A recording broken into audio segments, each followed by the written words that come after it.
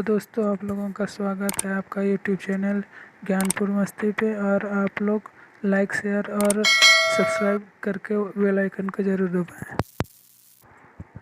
अंतर्राष्ट्रीय वृद्धजन दिवस 1 अक्टूबर। अंतर्राष्ट्रीय वृद्धजन दिवस प्रत्येक वर्ष 1 अक्टूबर को मनाया जाता है। इस दिन का उद्देश्य बुजुर्गों को प्रभावित करने वाले मुद्दों के बारे में जागरूकता फैलाना है। संयुक्त राष्ट्र के अनुसार 2050 तक 60 वर्ष और उससे अधिक आयु की विश्व की जनसंख्या 2015 में 900 मिलियन से बढ़कर 2 बिलियन हो जाएगी। आज 125 मिलियन लोग 80 वर्ष या उससे अधिक आयु के हैं। 2021 की विषय वस्तु और एल्क्वो digital equity for all ages और आरडीक्यू है। 1 अक्टूबर को शुरू किया जाएगा महीने भर का राष्ट्रव्यापी स्वच्छ भारत कार्यक्रम। युवा मामले और खेल मंत्रालय का युवा विभाग 1-31 अक्टूबर 2021 से राष्ट्रव्यापी स्वच्छ भारत कार्यक्रम का आयोजन करेगा। इसका आयोजन देश भर के 744 जिलों के 6 लाख गांवों में किया जाएगा। युवा मामले और खेल मंत्री अनुराग ठाकुर उत्तर प्रदेश के प्रयागराज से सफाई अभियान की शुरुआत करेंगे। 1 अक्टूबर 2021 को अपना 5वां वार्षिक दिवस मनाएगा आईबीबीआई। भारतीय दिवाला और शोधन अक्षमता बोर्ड आईबीबीआई 1 अक्टूबर 2021 को अपना 5वां वार्षिक दिवस मनाएगा। वार्षिक प्रकाशन और कोड पंचवार्षिक इंसॉल्वेंसी एंड बैंक्रप्सी कोड 2016 और कोड भी जारी किया जाएगा। आईबीबीआई दिवाला कार्यवाही और भारत में दिवाला व्यावसायिक एजेंसियों, दिवाला पेशेवरों और सूचना उपयोगिताओं जैसी संस्थाओं की देखरेख के लिए नियामक है। प्रधानमंत्री मोदी लॉन्च करेंगे 1 अक्टूबर को स्वच्छ भारत मिशन शहरी 2.0 अमृत 2.0। प्रधानमंत्री नरेंद्र मोदी 1 अक्टूबर 2021 को नई दिल्ली में स्वच्छ भारत मिशन शहरी 2.0 और कायाकल्प और शहरी परिवर्तन के लिए अटल मिशन 2.0 का शुभारंभ करेंगे। 2.0 सभी शहरों को कचरा मुक्त बनाने और सभी शहरों में भूरे और काले पानी के प्रबंधन को सुनिश्चित करने की परिकल्पना करता है। अमृत 2.0 का लक्ष्य लगभग 4,700 शहरी स्थानीय निकायों के सभी घरों में जल की आपूर्ति का 100% कवरेज प्रदान करना है। असम मंत्रिमंडल ने सूक्ष्म वित्त ऋणकर्ताओं को दी 1800 करोड़ रुपए की मंजूरी। असम कैबिनेट ने बैंकों को नियमित भुगतान करने वाले लगभग 11 लाख माइक्रो फाइनेंस ऋणकर्ताओं को राहत देने के लिए 1800 करोड़ रुपए की मंजूरी दी है।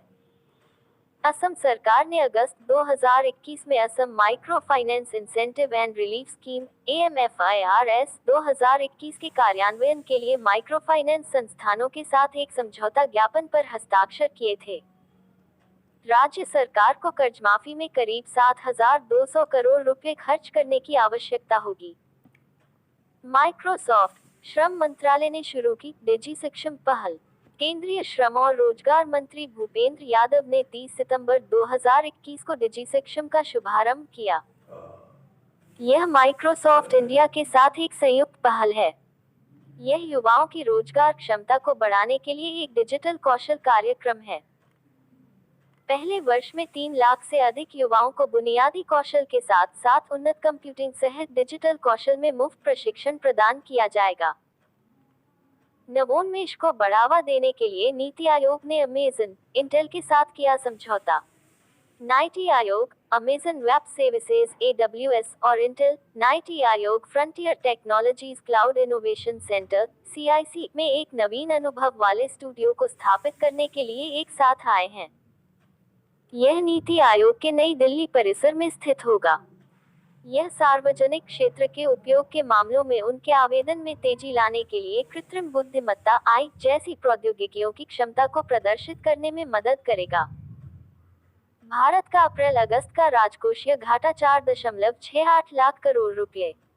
अप्रैल-अगस्त वित्त वर्ष 2021-22 में केंद्र सरकार का राजकोषीय घाटा 4.68 लाख रुपए करोड़ या पूरे वर्ष के लिए बजटीय लक्ष्य का 31.1% था। सरकार को 8.08 लाख करोड़ रुपए प्राप्त हुए हैं, जो अगस्त 2021 तक बजट अनुमानों का लगभग 41% है। इसमें कर राजस्व में 6.44 लाख करोड़ रुपए, गैर कर राजस्व में 1.48 लाख करोड़ रुपए भी शामिल है। इसके अतिरिक्त सरकार को 15,179 करोड़ रुपए की गैर ऋण पूंजी प्राप्तियां प्राप्त हुई हैं। आईआईटी गुवाहाटी ने मोशन सेंसर के लिए विकसित की जल विकर्षक सामग्री। आईआईटी गुवाहाटी के शोधकर्ताओं ने एक उपन्यास जल विकर्षक सामग्री विकसित की है जिसका उपयोग मानव गतिविधि की वास्तविक समय की निगरानी के लिए किया जा सकता है। विकसित सामग्री लचीली, गैर खिंचाव योग्य और पर्यावरण के अनुकूल है जो उच्च संवेदनशीलता के साथ कम उपभेदों का पता लगा सकती है। मानव गतिविधि की शारीरिक निगरानी के लिए वेरिएबल मोशन सेंसर का उपयोग किया जाता है। इंदिरा नुआई की नई पुस्तक my life in full, work, family and our future. Indira Nooyi अपनी नई पुस्तक my life in full, work, family and our future लेकर आई हैं। यह 313 पन्नों की पुस्तक है जो उनके अमेरिका में बसने के अनुभवों के बारे में बताती है। वे पेप्सिको की पूर्व अध्यक्ष और मुख्य कार्यकारी अधिकारी हैं। वे अब अमेजन बोर्ड की सदस्य हैं और अंतर्राष्ट्रीय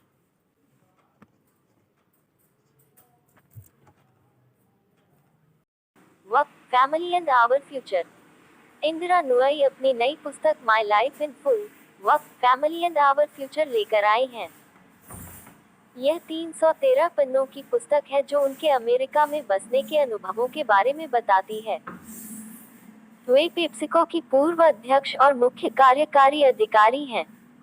वे अब अमेजन बोर्ड की सदस्य हैं और अंतर्राष्ट्रीय क्रिकेट परिषद की पहली स्वतंत्र महिला बोर्ड सदस्य भी हैं। कैबिनेट ने ईसीजीसी लिस्टिंग को दी मंजूरी, 5 वर्षों में 4,400 करोड़ रुपए का निवेश। भारत के निर्यात को बढ़ावा देने के लिए केंद्रीय मंत्रिमंडल ने प्रारंभिक सार्वजनिक पेशकश आईपीओ के माध्यम से राज्य के स्वामित्व वाली निर्यात ऋण गारंटी निगम ईसीजीसी लिमिटेड को सूचीबद्ध करने के प्रस्ताव को मंजूरी दे दी है। सरकार निर्यातकों के साथ साथ बैंकों को सहायता प्रदान करने के लिए ईसीजीसी में 5 साल के लिए 4,400 करोड़ रुपए का निवेश करेगी। ईसीजीसी को वित्त वर्ष 2022-2023 तक स्टॉक एक्सचेंजों में सूचीबद्ध किया जा सकता है। एमएसएमई मंत्री नारायण राणे ने किया इंडिया एक्सपोर्ट्स 2021 पोर्टल लॉन्च। केंद्रीय एमएसएमई मंत्री नारायण राणे ने 29 सितंबर 2021 को नई दिल्ली में इंडिया एक्सपोर्ट इनिशिएटिव और India exports 2021 portal of India less than span style equals background colour RGB 255 200 India exports का लक्ष्य मौजूदा टैरिफ में अप्रयुक्त निर्यात क्षमता पर ध्यान केंद्रित करने के उद्देश्य से एमएसएमई को मुफ्त में निर्दिष्ट करना है। इसमें एक इन्फो पोर्टल भी है जो भारतीय एमएसएमई द्वारा निर्यात के लिए ज्ञान के आधार के रूप में कार्य करता है। कार्यकारी निदेशक का पद छोड़ेंगे एक्सिस बैंक के राजेश दहिया। एक्सिस बैंक के कार्यकारी निदेशक राजेश दहिया समय से पहले सेवानिवृत्त होंगे और 1 जनवरी 2021 से पद से हट जाएंगे। टाटा ग्रुप की विभिन्न समूह कंपनियों में 20 वर्षों के सफल कार्यकाल के बाद दहिया जून 2010 में बैंक में शामिल हुए थे। उन्होंने अगस्त 2016 में एग्जीक्यूटिव डायरेक्टर कॉर्पोरेट सेंटर के रूप में कार्यभार ग्रहण किया। आरबीआई ने इंडियन ओवरसीज बैंक को पीसीए प्रतिबंधों से हटाया। आरबीआई ने इंडियन ओवरसीज बैंक आईओबी को प्रॉम्प्ट करेक्टिव एक्शन फ्रेमवर्क पीसीएएफ से हटा दिया है। वित्तीय पर्यवेक्षण बोर्ड द्वारा बैंक के प्रदर्शन की समीक्षा की गई। यह पता चला कि 31 मार्च 2021 को समाप्त हुए वर्ष के लिए प्रकाशित परिणामों के अनुसार बैंक पीसीए मानकों के उल्लंघन में नहीं है। इससे पहले आरबीआई ने यूको बैंक को पीसीए प्रतिबंधों से हटा दिया था। अंतर्राष्ट्रीय अनुवाद दिवस 30 सितंबर। प्रतिवर्ष 30 सितंबर को less than span style equals background colour RGB greater than मनाया जाता है। यह अनुवाद के पेशे के बारे में जागरूकता बढ़ाता है और हमारे समाज के विकास में महत्वपूर्ण भूमिका निभाने वाली भाषाओं के बारे में जागरूकता लाता है। 2021 की थीम और क्वोट यूनाइटेड इन ट्रांसलेशन और क्वोट है। यह बाइबल अनुवादक सेंट जेरोम के पर्व के उत्सव का प्रतीक है, जिन्हें अनुवादकों का संरक्षक संत माना जाता है। केंद्र सरकार ने मिड डे मील योजना का नाम बदलकर रखा पीएम पोषण। केंद्रीय मंत्रिमंडल ने प्रमुख स्कूल भोजन कार्यक्रम मिड डे मील का नाम बदलकर पीएम पोषण कर दिया है। पीएम पोषण अब प्री प्राइमरी छात्रों को भी कवर करेगा। आर्थिक मामलों की मंत्रिमंडलीय समिति less than span style equals background colour RGB 261.73 crore रुपए के वित्तीय परिव्यय के साथ 2021-22 से 2025-26 तक 5 साल की अवधि के लिए स्कूलों में पीएम पोषण के लिए राष्ट्रीय योजना को जारी रखने की मंजूरी दी है। रक्षा मंत्रालय ने 13,165 करोड़ रुपए के अधिग्रहण प्रस्तावों को दी मंजूरी।